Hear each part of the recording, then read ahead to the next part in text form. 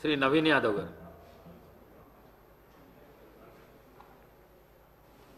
Speaker గారికి, deputy speaker గారికి, గౌరవ ముఖ్యమంత్రి గారికి, మంత్రులకు, గౌరవ మంత్రులకు, సభ్యులకు, అధికారులందరూ కూడా నమస్కారం.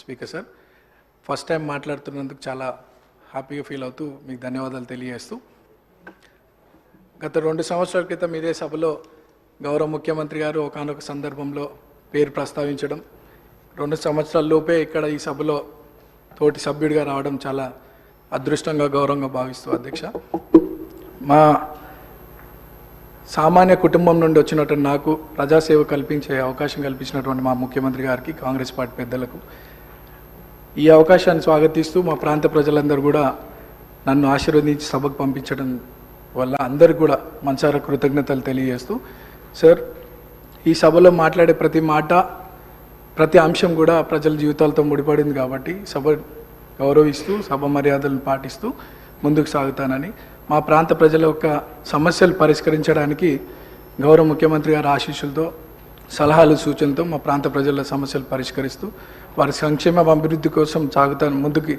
అదే నా లక్ష్యంగా పెట్టుకొని ముందుకు సాగుతానని.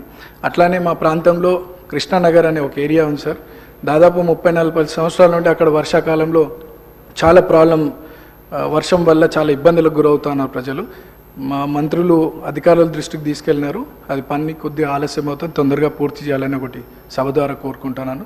అట్లానే హైటెన్షన్ లైన్స్ మా ప్రాంతంలో ఉండడం వల్ల 10ల సంఖ్యలో ప్రజలు చనిపోయినటువంటి విషయం పూర్వంలో, అది కూడా అధికారుల దృష్టికి తీసుకెళ్ళినారు. అది కూడా అండర్ గ్రౌండ్ కేబులింగ్ ఫాస్ట్గా చేస్తే ఆ ప్రాంత ప్రజలు సురక్షితంగా ఉంటారనేది ఒక సందేశం మీ ద్వారా అందిస్తున్నాం అధ్యక్ష. అండ్ చాలామంది పిల్లలు కూడా అక్కడ చదువుకొని 10th తర్వాత ఫైనాన్షియల్ ప్రాబ్లం వల్ల చదువుకోలేని పరిస్థితి. సో అక్కడ ఒక ఇంటర్మీడియట్ అండ్ డిగ్రీ కాలేజ్ కూడా వస్తే బాగుంటుందని ఒక అభిప్రాయం తెలియజేస్తూ నాకు ఈ అవకాశం ఇచ్చినటువంటి మీకు థ్యాంక్స్. మినిస్టర్ గారు, సభ్యులు చెప్పిన అంశాలని నోట్ చేసుకోవడం జరిగింది అధ్యక్ష.